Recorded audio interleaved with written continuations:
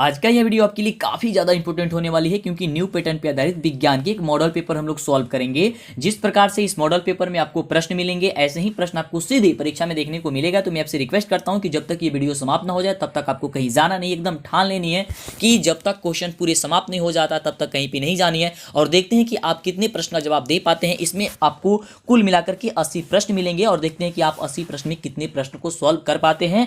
चलिए तो देखते हैं सबसे पहला नंबर प्रश्न क्या कह रहा है। तो इसी तरह की आप वीडियो पाने के लिए अभी तक इस चैनल को सब्सक्राइब नहीं किए तो पहले सब्सक्राइब कीजिए, जिससे कि आगे से आने वाली सभी वीडियो मिले, नहीं तो आपको आगे से वीडियो नहीं मिलेगी। तो फटाफट से सब्सक्राइब कर लीजिए। तो देखिए सबसे पहला नंबर प्रश्न क्या कह रहा है कि दृश्य प्रकाश में किस वर्ण का तरंगदैर्घ्य अधिकतम होता है। आपको ऑप्शन दिया गया है बैगनी, लाल, नीला या फिर पीला।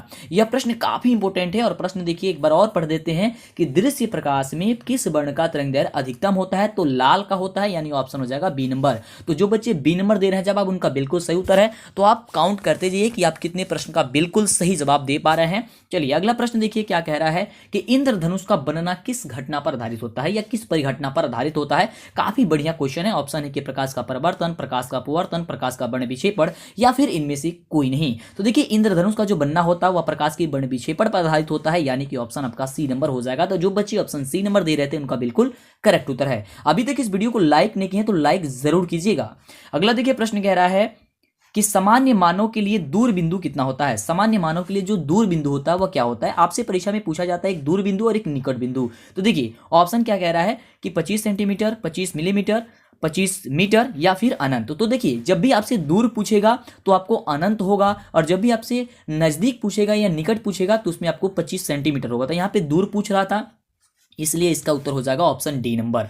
चलिए आगे बात करते हैं अगले नंबर प्रश्न की। तो देखिए काफी शानदार प्रश्न है अगला नंबर प्रश्न, और कह रहा है कि स्पेक्ट्रम प्राप्त करने के लिए किसका उपयोग किया जाता है। बहुत बार ये क्वेश्चन पूछा जाता है। ऑप्शन देखिए कह रहा है कांच की झिल्ली, अवतल दर्पण, उत्तल लेंस या फिर प्रिज्म। तो देखिए स्पेक्ट्रम प्राप्त करने के लिए जो है वो प्रिज्म का उपयोग किया जाता है, यानी ऑप्शन नंबर जो डी दिया गया बिल्कुल करेक्ट उत्तर है। अगला देखिए प्रश्न क्या कह रहा है। अगला जो प्रश्न है काफी शानदार प्रश्न है कि स्पेक्ट्रम में किस रंग की किरण का विचलन यानी कि झुकाव जो होता है वह कम होता है। अगला ऑप्शन कह रहा है कि लाल, हरा, पीला या फिर बैगनी। तो देखिए क्या कह रहा है क्वेश्चन, स्पेक्ट्रम में किस रंग की या किस रंग की किरण का जो झुकाव होता है वह कम होता है। तो वह होता है किसका, लाल का, है ना। वो लाल का जो झुकाव होता है वह कम होता है ना, इसलिए हो जाएगा ऑप्शन ए नंबर। अगला देखिए प्रश्न क्या कह रहा है, काफी इंपोर्टेंट क्वेश्चन है और क्वेश्चन कह रहा है कि हमारे शरीर में पीएच कितने परास के बीच कार्य करता है। जो हमारे शरीर होता है, हमारा जो शरीर होता है वह पीएच कितने परास के बीच कार्य करता है। ऑप्शन देखिए कह रहा है कि 6.0 से लेकर के 6.8 के बीच, या फिर 7.0 से लेकर के 7.8, या 2.1 से लेकर के 3.8, या 5.1 से लेकर के 5.8। तो इसका बिल्कुल जो करेक्ट उत्तर हो जाएगा वह क्या हो जाएगा, ऑप्शन बी नंबर की 7 यानी कि 7.0 से लेकर के 7.8 के बीच कार्य करता है। बिल्कुल याद करके रखिएगा। तो फटाफट जवाब देते रहिए और लाइक कर दीजिए पहले, अभी तक लाइक नहीं किया है। तो नंबर प्रश्न कह रहा है कि बेकिंग पाउडर का अणुसूत्र क्या होता है। काफी इंपॉर्टेंट क्वेश्चन है बेकिंग पाउडर। तो बेकिंग पाउडर का अणुसूत्र क्या होता है फटाफट बताइए। देखिए ऑप्शन कह रहा है कि Na2CO3, CaCO3, NaSCO3 या फिर NaNO3। तो देखिए बेकिंग पाउडर का जो सूत्र होता है वह क्या होता है जी, तो होता है NaHCO3 होता है। तो ये याद करके रखिएगा, बहुत बार ये देखा जाता है, आपकी परीक्षा में पूछा जाता है। तो जो बच्चे ऑप्शन सी दे रहे थे उनका बिल्कुल करेक्ट उत्तर है। आप काउंट करते जाइए कि आप कितने प्रश्न का उत्तर सही दे पा रहे हैं। अगला देखिए प्रश्न कह रहा है कि निम्नलिखित में कौन विजातीय यौगिक है। विजातीय कहने का मतलब क्या हो गया कि कौन जो है इसमें से अलग है, चार ऑप्शन में से। तो देखिए यहाँ पे चूना पत्थर, खगड़िया और संगमरमर जो दिया गया है वो तीनों एक ही है, लेकिन यहाँ पे जो प्लास्टर और पेरिस दिया गया है वो अलग है, यानी कि यही आपका विजातीय हो जाएगा। तो ऑप्शन जिसका भी डी है उनका बिल्कुल करेक्ट उत्तर है। आगे बात करते हैं अगले नंबर प्रश्न की। तो देखिए अगला जो प्रश्न कह रहा है कि निम्नलिखित में से कौन जो है क्षारक विलयन का मान देता है। निम्नलिखित में से कौन जो है क्षारक विलयन का मान देता है। तो आपको पता है कि क्षारक विलयन कौन होता है, जिसका पीएच मान 7 से अधिक होता है। तो इन चार ऑप्शन में से आप देखिए कि किसका विलयन का पीएच मान जो है वह 7 से अधिक है। तो 7 से अधिक किसका है, 13 है। तो 7 से अधिक 13 है, तो ऑप्शन क्या हो जाएगा, ऑप्शन डी नंबर हो जाएगा। तो जो भी बच्चे डी नंबर दे रहे हैं उनका बिल्कुल करेक्ट उत्तर है। आगे बात करते हैं अगले प्रश्न की कि अगला प्रश्न हम सभी का क्या कह रहा है। तो देखिए काफी शानदार प्रश्न कह रहा है कि निम्नलिखित अम्लों में से कौन प्रबल अम्ल है। प्रबल अम्ल, एक होता है दुर्बल अम्ल, एक होता है प्रबल अम्ल। तो प्रबल अम्ल इसमें से आपको बताना है कि प्रबल अम्ल जो है वह कौन है। चार ऑप्शन आपको दिया गया है, जैसे लैक्टिक अम्ल, एस्कॉर्बिक अम्ल, सल्फ्यूरिक अम्ल या फिर फॉर्मिक अम्ल। तो इसका बिल्कुल करेक्ट उत्तर हो जाएगा ऑप्शन नंबर सी कि सल्फ्यूरिक जो अम्ल होता है वह क्या होता है, एक प्रबल अम्ल होता है। आगे बात करते हैं अगले नंबर प्रश्न की। अगले देखिए प्रश्न क्या कह रहा है कि थायरॉक्सिन का स्रोमण कहाँ होता है। जो थायरॉक्सिन का स्रावण होता है कहाँ होता है, थायराइड से, यकृत से, वृक्क से या फिर वृषण से।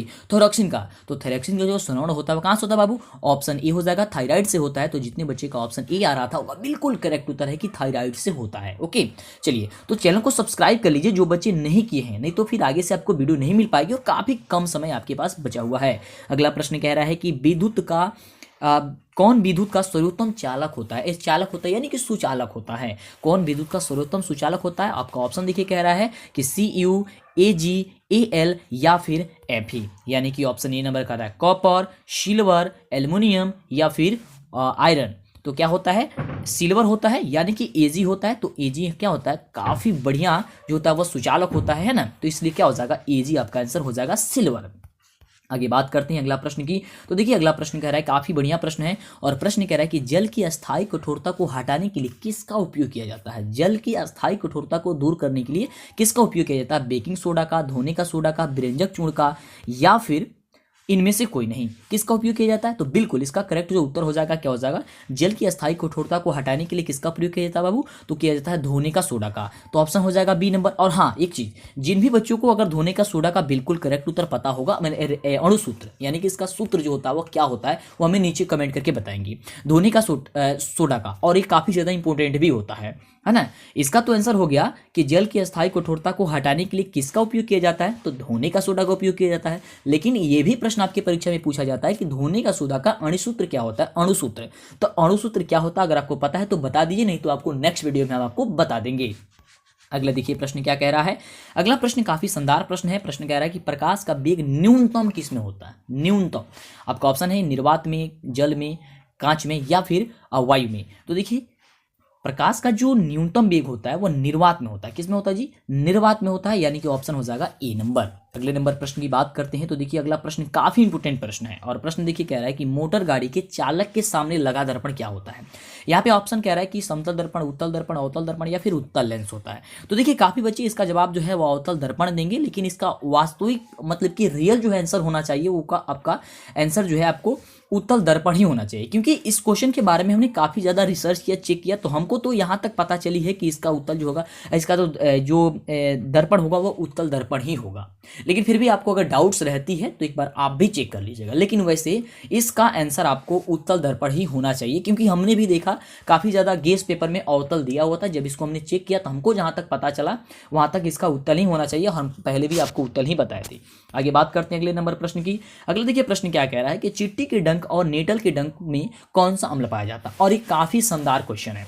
और देखिए आपको बता देते हैं कौन कौन सा जो है आप अम्ल याद करके रखिएगा कि इसमें क्या पाया जाता है। आपको चींटी के डंक में यहाँ पे बता देते हैं। देखिए चींटी के डंक में कौन सा अम्ल पाया जाता है, तो आपको पाया जाता है मेथनोइक अम्ल, और इसी का एक दूसरा नाम है फॉर्मिक अम्ल। तो अगर मेथनोइक अम्ल न देकर के फॉर्मिक अम्ल अगर नाम देता है तो फॉर्मिक अम्ल भी आपका हो जाएगा। ठीक है, तो आपको ये चीज़ ध्यान रखनी है। और अगर आप बात करते हैं अगला चीज़ की क्या क्या आपको याद करके रखनी है, तो एक तो चींटी का डंक वाला याद करके रखना है। उसके बाद से नींबू में कौन सा अम्ल पाया जाता है इसको बताइए, अगर जिनको भी पता है। नींबू में और सिरका में कौन सा अम्ल पाया जाता है ना, बस इतना। अगर नींबू, सिरका और चींटी के डंक में और दही में कौन सा अम्ल पाया जाता है, बस इतना याद करके रखिएगा। इसमें से कोई ना कोई एक आपके परीक्षा में जरूर आ जाएगा।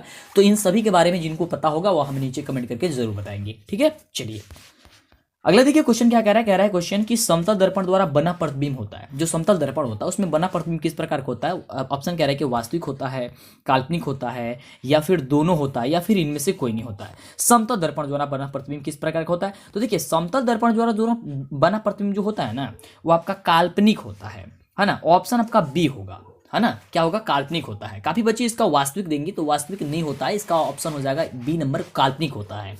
अगले देखिए प्रश्न क्या कह रहा है। अगला जो प्रश्न हमसे भी क्या कह रहा है कि दांतों का क्षय कब प्रारंभ होता है। दांतों का जो क्षय होता है वो कब प्रारंभ होता है। ऑप्शन कह रहा है कि मुंह का पीएच 5.5 से अधिक होने पर, या मुंह का पीएच 5.5 से कम होने पर, या मुंह का पीएच 7 होने पर, या फिर इनमें से कोई नहीं। तो देखिए दांतों का जो क्षय प्रारंभ हो जाता है वह मुंह का पीएच मान जो है 5.5 से कम हो जाता है तो होना शुरू हो जाता है, यानी कि ऑप्शन हो जाएगा बी नंबर। ठीक है, चलिए और एक चीज आपको बताना चाहेंगे, आप एक सब्जेक्टिव में क्वेश्चन याद करके रखिएगा कि दंत अस्थि क्षय किसे कहते हैं। जिन बच्चों को पता है वो आप हमें नीचे कमेंट करके बता दीजिएगा कि दंत अस्थिक्षय किसे कहा जाता है। और दंत अस्थिक्षय काफी ज्यादा इंपॉर्टेंट है आपके एग्जाम के लिए, तो इसे आप जरूर पढ़ लीजिएगा। ठीक है, चलिए आगे बात करते हैं अगले प्रश्न की। अगला जो प्रश्न कह रहा है कि निम्नलिखित में से कौन मानव में मादा जनन तंत्र का भाग नहीं है। यानी कि जो 4 ऑप्शन आपको दिया गया इसमें से कौन जो है वो मादा जनन तंत्र का भाग है ही नहीं। आपका ऑप्शन देखिए कह रहा है कि अंडाशय, अंडाशय के बारे में पढ़े होंगे, गर्भाशय, गर्भाशय के बारे में पढ़े होंगे, शुक्रवाहिका, शुक्रवाहिका के बारे में पढ़े होंगे, और डिंब वाहिनी इसके भी बारे में पढ़े होंगे। तो देखिए इसमें से जो अंडाशय दिया गया है वो भी मादा में पाया जाता है, गर्भाशय दिया गया है वो भी पाया जाता है, डिंब वाहिनी दिया गया है वो भी पाया जाता है। जो शुक्रवाहिका जो दिया गया है ये आपको मादा में नहीं पाया जाता, मादा जनतंत्र का यह भाग नहीं होता है ना। तो इसलिए इसका आंसर क्या हो जाएगा, ऑप्शन सी नंबर हो जाएगा। अगला देखिए, अगला क्वेश्चन काफी इंपोर्टेंट क्वेश्चन है कि पराग कोश में होते हैं, पराग कोश में क्या होते हैं, बाह्यदल होते हैं, अंडाशय होते हैं, अंडप होते हैं, या फिर परागकण होते हैं। तो देखिए पराग कोश में जो होते हैं वो परागकण होते हैं। क्या होते हैं, परागकण होते हैं, यानी कि ऑप्शन जो डी नंबर दिया गया है वो आपका बिल्कुल करेक्ट उत्तर हो जाएगा। अगला देखिए प्रश्न क्या कह रहा है, अगला नंबर प्रश्न देखिए कह रहा है कि किसी उत्तल लेंस का फोकसांतर 50 सेंटीमीटर दिया गया हो तो उसकी क्षमता क्या होगी। यार काफी इंपोर्टेंट क्वेश्चन है ये, यह सीधे यहाँ से अंक नहीं चेंज किया जाता है। अगर पूछा जाएगा तो यही आपकी परीक्षा में पूछ दिया जाएगा। अक्सर यही देखा गया है कि जब भी पूछा गया है तो यही प्रश्न आपकी परीक्षा में पूछा गया है। तो ये सॉल्व करते हैं कि क्या कह रहा है यहाँ पे, कैसा होगा। तो देखिए आप सभी जानते हैं पावर निकालने के लिए, क्षमता निकालने के लिए P बराबर 100 यानी कि 100/f होता है। कब होता है, जब मान फोकस का सेंटीमीटर में दिया गया हो तब। तो यहाँ पे आप देख रहे हैं कि 50 सेंटीमीटर दिया गया यानी कि सेंटीमीटर में दिया गया है तो 100/f हो जाएगा। अगर यहाँ पे मीटर में दिया होता है तो 1/f होता है। काफ़ी बच्चे यही गलती करते हैं कि यहाँ पे नहीं चेक करते हैं कि दिया किस में गया है, सेंटीमीटर में दिया गया है या फिर मीटर में दिया गया है। अगर सेंटीमीटर में दिया गया है तो ये सूत्र लगेगा, अगर मीटर में दिया गया है तो 1/f लगेगा। तो यहाँ पे P बराबर क्या हो जाएगा 100 यानी कि 100 यहाँ पे F का मान कितना दिया गया 50, तो 50 इसको कटा दीजिए तो क्या हो जाएगा 50 में 100 से भाग दीजिएगा तो हो जाएगा 2 यानी कि 2 डाइएप्टर। और यह जो होता है वो डाइएप्टर में आता है यानी कि P बराबर 2 डाइएप्टर हो जाएगा। तो यहाँ पे ऑप्शन देखिए P बराबर कहाँ पे 2 डाइएप्टर दिया गया है, तो ऑप्शन आपका डी नंबर में दिया गया है बिल्कुल। तो ऑप्शन डी नंबर आपका करेक्ट उत्तर हो जाएगा। अगला देखिए प्रश्न क्या कह रहा है, काफी शानदार क्वेश्चन है और क्वेश्चन देखिए कह रहा है कि प्रकाश की किरणों के समूह को कहते हैं, प्रकाश की किरणों को समूह को हम लोग क्या कहते हैं, प्रकाश स्रोत, किरण पुंज, प्रदीप्त या फिर नॉन। तो देखिए प्रकाश की किरणों के समूह को हम लोग कहते हैं किरण पुंज। और किरण पुंज कितने प्रकार के होते हैं आप हमें नीचे कमेंट में जरूर बताइएगा, क्योंकि आपके लिए ये भी ज्यादा इंपॉर्टेंट होता है कि प्रकाश के किरण पुंज जो होते हैं उससे हम लोग मतलब कि प्रकाश के किरण पुंज कितने प्रकार के होते हैं व्याख्या कीजिए। कितने प्रकार के होते हैं आपको पता है ना।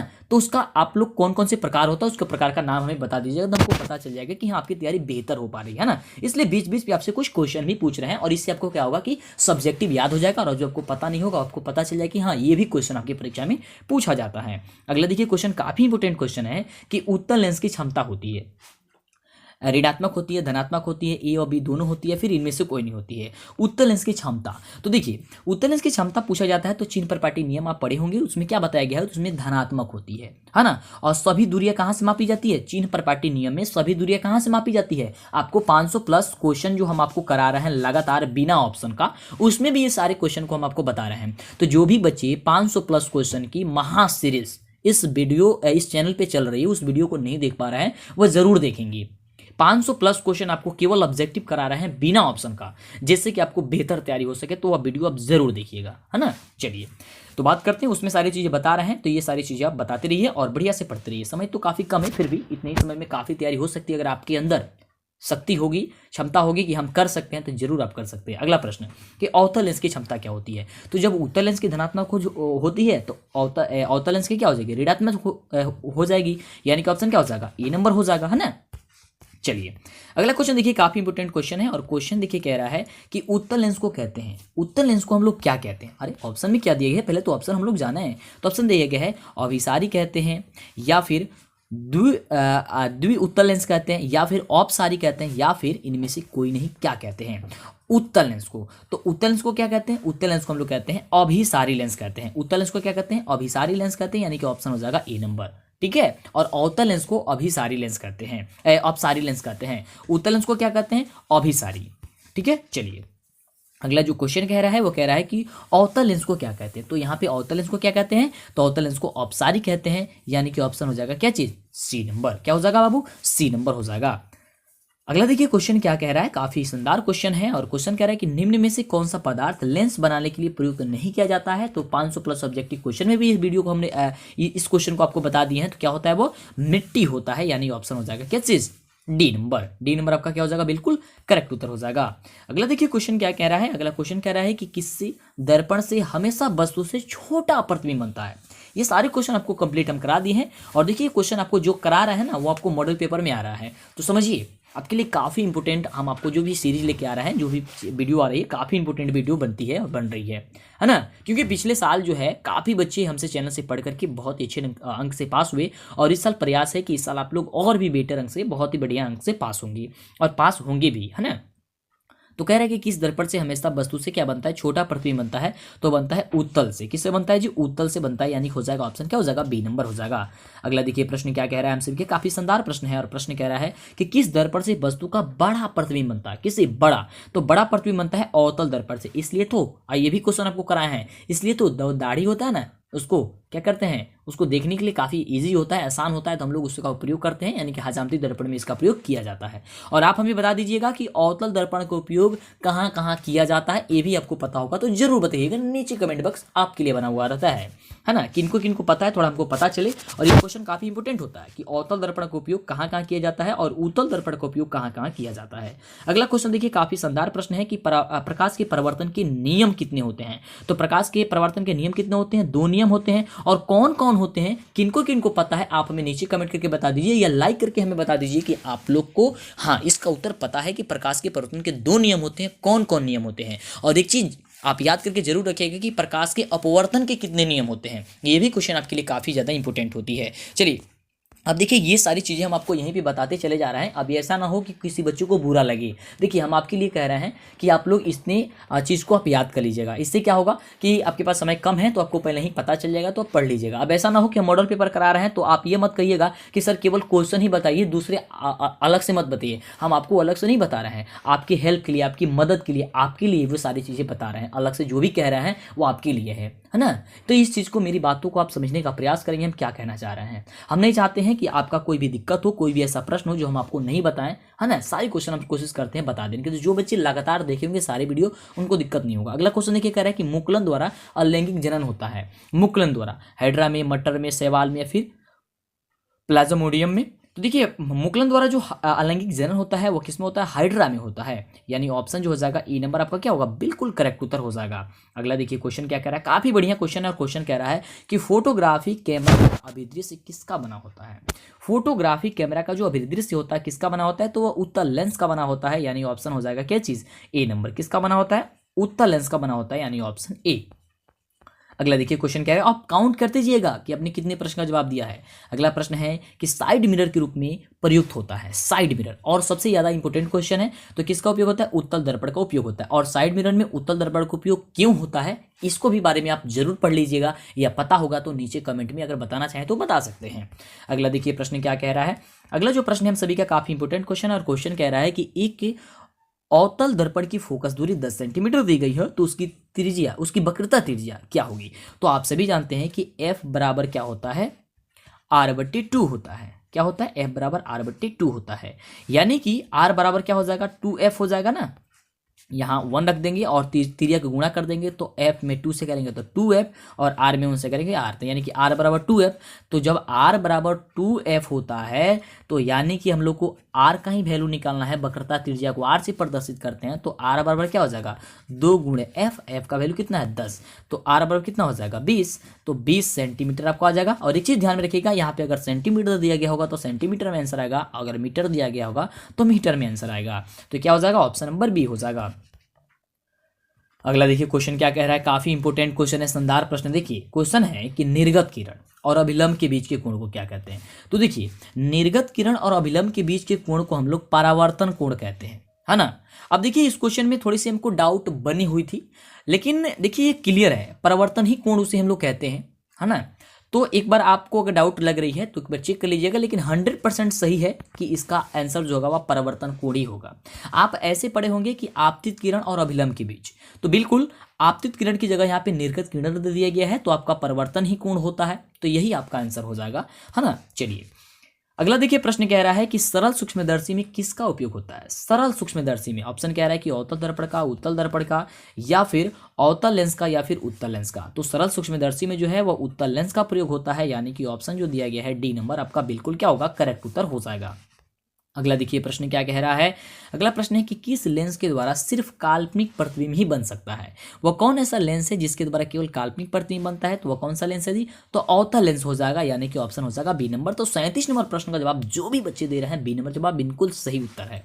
अगला देखिए प्रश्न क्या कह रहा है। चलिए तो प्रश्न है काफी शानदार प्रश्न की परावर्तन के नियम से निर्धारित होता है आपतन कोण बराबर परावर्तन कोण, या परावर्तन कोण बराबर अपवर्तन कोण, या आपतन कोण बराबर विचलन कोण। तो देखिए परावर्तन के नियम से निर्धारित क्या होता है, कोण आई बराबर कोण आर निर्धारित होता है। ये आप सभी जानते हैं। इस तरह से आपका एक दर्पण मान लीजिए, ये आपका दर्पण हो गया, ये आपका अभिलंब हो गया, ये किरण आ रही है, ये किरण जा रही है ना। तो कह रहा है कि इसके नियम से क्या ये होता है, तो यहाँ से कोण आई यानी कि कोण यहाँ पे हो जाएगा आर, यानी कि जो ये वाला कोण है और ये वाला कोण है, यानी कि कोण आई बराबर कोण आर होता है, यानी कि आपतन कोण जो होता है वह परावर्तन कोण के बराबर होता है। तो आपको देखिए यहाँ पे परावर्तन कोण बराबर अपवर्तन दे दिए गए है, तो इसी चीज को आपको ध्यान देना है। यह आंसर नहीं होगा, ऊपर वाला होगा कि आपतन कोण बराबर परावर्तन कोण, अच्छा है परावर्तन कोण बराबर आपतन कोण। ठीक है। अगला नंबर प्रश्न देखिए काफी शानदार प्रश्न कह रहा है कि सर्च लाइट का परावर्तक सतह होता है, उत्तल का होता है, अवतल का होता है, समतल का होता है, या फिर इनमें से कोई नहीं होता है। तो देखिए सर्च लाइट में का जो परावर्तक सतह होता है वो किसका होता है, अवतल का होता है, यानी ऑप्शन जो बी दिया गया है आपका बिल्कुल करेक्ट उत्तर हो जाएगा।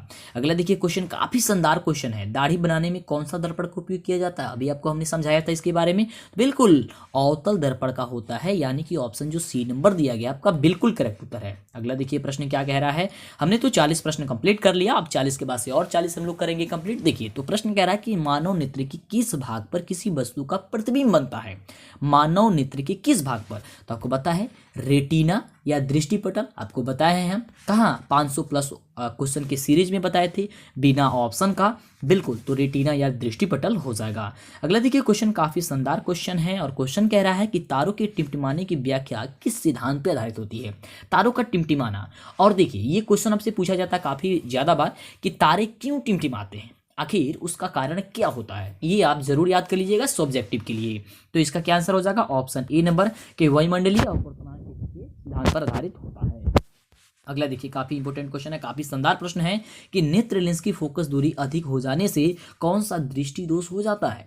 नेत्र लेंस की फोकस दूरी क्या हो जाती है, नेत्र लेंस की फोकस दूरी अधिक हो जाने से कौन सा जो होता है वह दृष्टि दोष होता है। तो बिल्कुल इसका जो आंसर हो जाएगा वह क्या आंसर हो जाएगा जी, तो इसका बिल्कुल करेक्ट उत्तर हो जाएगा क्या चीज, दूर दृष्टि दोष हो जाता है, यानी कि ऑप्शन हो जाएगा क्या चीज, बी नंबर। अगला देखिए प्रश्न क्या कह रहा है, तो जो बच्चे वो प्रश्न का जवाब दे रहे थे उनका बिल्कुल सही है। अगला प्रश्न है कि नेत्र में किसी वस्तु का बना प्रतिबिंब होता है। नेत्र में किसी वस्तु का जो बना प्रतिबिंब होता है वह क्या होता है, काल्पनिक और सीधा होता है, काल्पनिक और उल्टा होता है, या बड़ा होता है, या वास्तविक और उल्टा और छोटा होता है, या फिर वास्तविक उल्टा और बड़ा होता है। तो क्या होता है, वास्तविक उल्टा तथा छोटा होता है, यानी कि ऑप्शन हो जाएगा सी नंबर। तो जितने बच्चे का ऑप्शन सी नंबर जवाब है बिल्कुल उनका करेक्ट उत्तर है।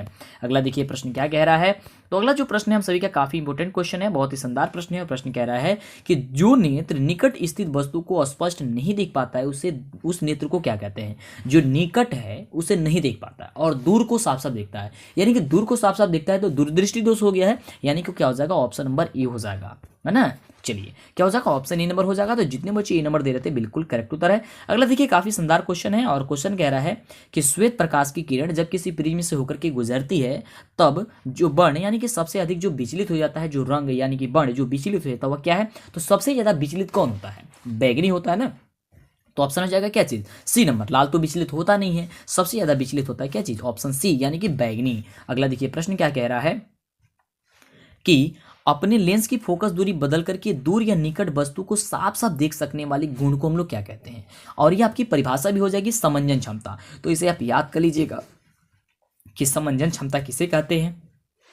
तो बस आप इतना लिख देंगे, अगर आप परीक्षा में लिख देंगे तो बिल्कुल आपका पूरा का पूरा अंक मिल जाएगा। चलिए अगला क्वेश्चन देखिए काफी शानदार क्वेश्चन है। क्वेश्चन कह रहा है कि जरा दृष्टि दोष से पीड़ित व्यक्ति का उपचार किससे किया जाता है। जरा दृष्टि से तो बाइफोकल लेंस से किया जाता है ना। तो बाइफोकल लेंस क्या है, ऑप्शन नंबर बी नंबर में है, तो बी आपका बिल्कुल करेक्ट उत्तर हो जाएगा। अगला देखिए प्रश्न कह रहा है, काफी इंपॉर्टेंट और शानदार क्वेश्चन है, और क्वेश्चन कह रहा है कि लोहा को जिंक से लेपित करने की क्रिया को हम लोग क्या कहते हैं। तो देखिए लोहा को जिंक से लेपित करने की क्रिया को हम लोग कहते हैं गैल्वेनीकरण, यानी कि ऑप्शन हो जाएगा बी नंबर। अगला देखिए प्रश्न काफी शानदार प्रश्न है, और प्रश्न कह रहा है कि निम्नलिखित में से कौन एक दहन अभिक्रिया है। दहन अभिक्रिया कौन है, तो पेट्रोल का जलना, ये काफी बार हमने आपको बताया है, तो बिल्कुल आपका सी नंबर ऑप्शन सही हो जाएगा। अगला देखिए क्वेश्चन काफी इंपोर्टेंट क्वेश्चन है, फटाफट जवाब देते रहिए। कह रहा है प्रश्न के श्वसन किस प्रकार की अभिक्रिया है, फटाफट बताइए श्वसन किस प्रकार की अभिक्रिया है।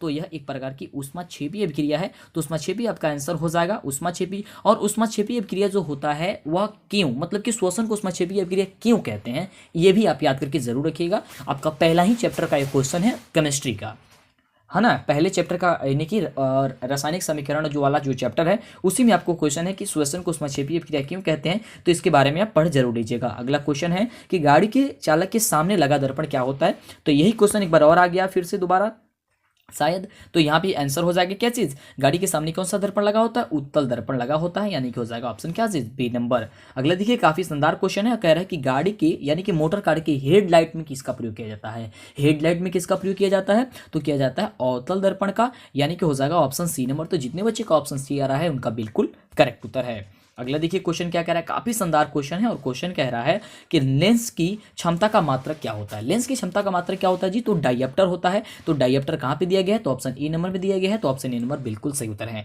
फटाफट जवाब देते रहिए, लाइक अभी तक नहीं किए हैं, जो बच्चे नहीं किए फटाफट से कर दीजिए, और चैनल पे पहली बार सब्सक्राइब जरूर कीजिए। अगला प्रश्न कह रहा है कि प्रकाश की किरणों का पथ दर्शाने वाले चित्रों को क्या कहते हैं, बिल्कुल उसे हम लोग क्या कहते हैं, किरण अरे कहते हैं। तो किरण अरे कहाँ पे दिया गया है, ऑप्शन ए नंबर में दिया गया है, तो ऑप्शन ए आपका बिल्कुल सही हो जाएगा। अगला देखिए काफी शानदार क्वेश्चन दिया गया है कि दो डायप्टर क्षमता वाले लेंस का फोकसांतर क्या होता है। तो अभी आपको हमने समझाया था, क्या चीज समझाया था कि P बराबर क्या होता है 100/f होता है, कब, जब सेंटीमीटर में दिया गया हो तब। तो यहाँ पे देखिए ऑप्शन जो आपका सेंटीमीटर में सब चीज दिया गया है, तो यानी कि P बराबर 2 डायप्टर दिया गया है ना, तो 2 बराबर क्या हो जाए 100/f हो जाएगा।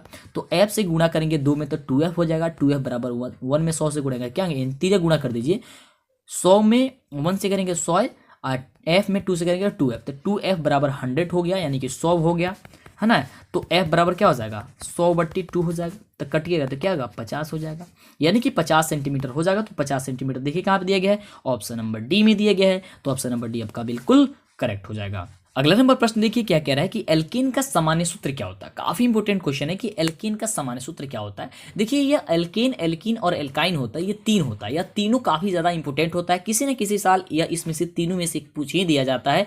तो एल्कीन का सामान्य सूत्र होता है CnH2n+2 होता है ना, CnH2n+2 होता है। तो इसे आपको टिक कर देनी होगी जहां पे भी आएगा। तो अगला देखिए, अगला क्या कह रहा है, और देखिए आपको समझा देते हैं कि अगर एल्केन, देखिए यहाँ पे एक होता है एल्केन, एक होता है एल्कीन, और एक होता है एल्काइन। एल्कीन होता है और एक होता है अल्काइन, अल्काइन, है ना, ये तीन होता है। तो जब भी आपको एल्कीन पूछेगा तो 2 वाले बताना है, यानी कि CnH2n+2 बताना है, ठीक है। जब भी एल्कीन पूछेगा तो CnH2n बोलना है, और जब भी एल्काइन बोलेगा यानी अल्काइन तो CnH2n- बताना है, यानी कि 2 जोड़ दो, 2 छोड़ दो, 2 घटा दो। ये आप याद करके रखिएगा, 2 जोड़ दो, 2 छोड़ दो, 2 घटा दो, है ना।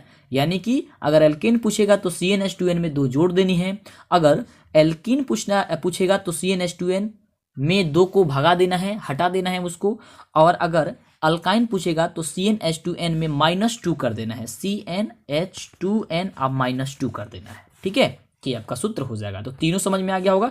चलिए, तो आप गलती नहीं कीजिएगा। अगला देखिए क्वेश्चन क्या कह रहा है, कौन सा पादप नियंत्रक फल बेचने वालों द्वारा उपयोग किया जाता है। ऑप्शन क्या है कि एब्सिसिक एसिड, जिब्रेलिन, इथलाइन या फिर ऑक्सीन। तो इसका किसका किया जाता है, इथलाइन के किया जाता है, यानी कि ऑप्शन हो जाएगा क्या चीज, सी नंबर, है ना। चलिए, ये आपको एथाइलिन लिखेगा, ठीक है, परीक्षा में। यहाँ पे इथाइलिन नहीं होता है, एथाइलिन होता है। यहाँ पे ए होगा, यहाँ पे ई की जगह, है ना। तो एथाइलिन अच्छा इथाइलिन, जो दोनों में से जो कोई भी अगर ऑप्शन देता है आपको टिक कर देनी है, यानी कि गोला लगा देनी है। अगले देखिए क्वेश्चन क्या कह रहा है, काफी शानदार प्रश्न है।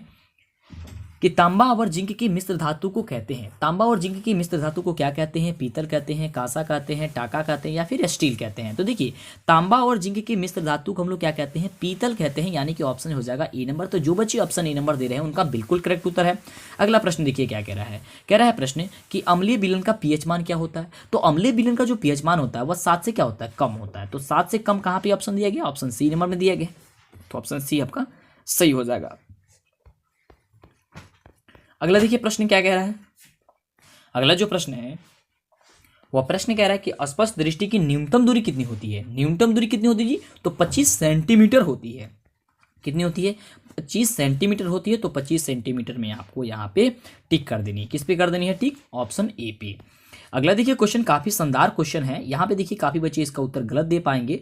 देखिए क्वेश्चन कह रहा है कि एक प्रकाश किरण समतल दर्पण पर लंबवत आपतित होती है तो परावर्तन कोण का मान कितना होगा? समतल दर्पण पे लंबवत आपतित होती है, तो जब लंबवत आपतित होगी तो यहाँ पे 0 डिग्री वैल्यू होगा। काफी बच्चे कहेंगे सर 90 डिग्री होगा, कैसे होगा? ध्यान से देखिए 0 डिग्री कैसे होगा। यहाँ पे एक मान लीजिए समतल दर्पण हो गया, ये आपका अभिलंब हो गया है ना, और ये आपका आपतित किरण हो गया, ये आपका परिवर्तित किरण हो गया, यानी कि जाने वाला किरण हो गई। ठीक है, ये कह रहा है क्वेश्चन में कि प्रकाश की किरण समतल दर्पण पर लंबवत आपतित होती है ना, तो लंबवत आपतित होती है इसका मतलब हो गया कि यह अभिलंब पे ही आएगी, लंबवत।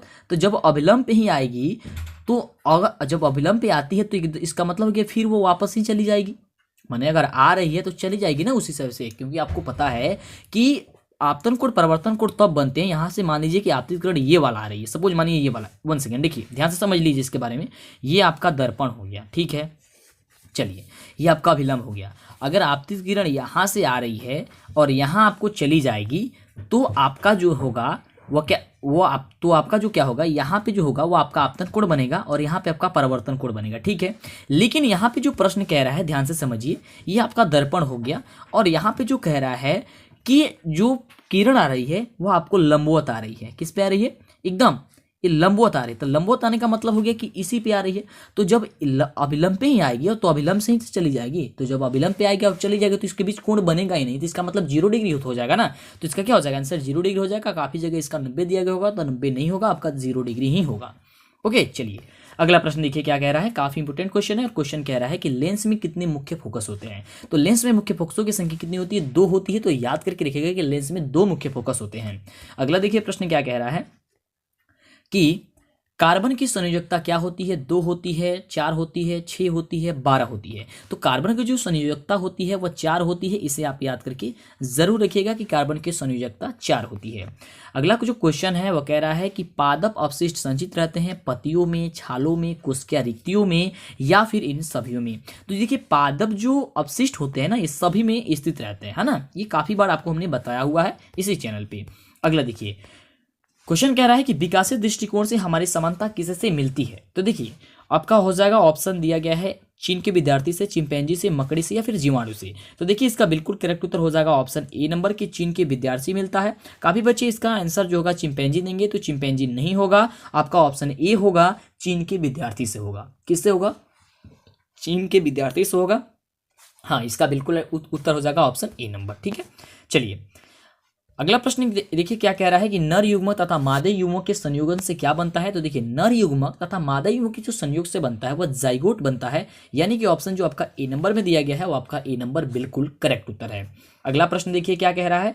अगला जो प्रश्न है हम सभी क्या कह रहे हैं कि मनुष्यों में सांस लेने और छोड़ने की जो क्रिया होती है उसे हम लोग क्या कहते हैं? श्वसन कहते हैं, श्वासोच्छ्वास कहते हैं, पोषण कहते हैं या फिर उत्सर्जन कहते हैं? तो मनुष्य में सांस लेने और छोड़ने की क्रिया को हम लोग कहते हैं श्वासोच्छ्वास, यानी कि ऑप्शन हो जाएगा क्या चीज? B number.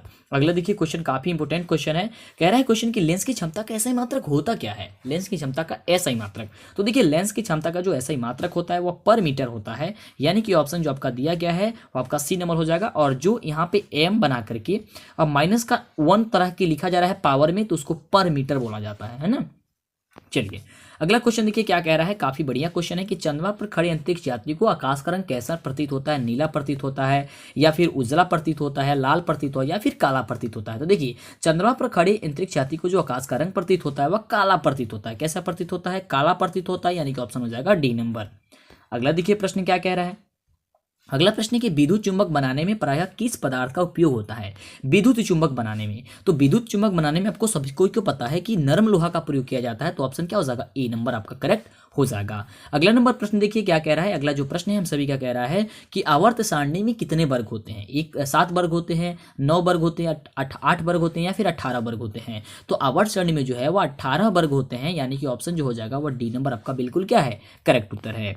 अगला देखिए प्रश्न क्या कह रहा है हम सभी का कि जल का पीएच मान कितना होता है। 7 होता है या 5 होता है, 8 होता है या 3 होता है। तो जल का पीएच मान आप सभी को पता है कि 7 होता है, तो 7 जहां पे भी दिया गया होगा बिल्कुल सही उत्तर हो जाएगा। तो जो बच्चे ऑप्शन बी नंबर दे रहे हैं इसका बिल्कुल सही है।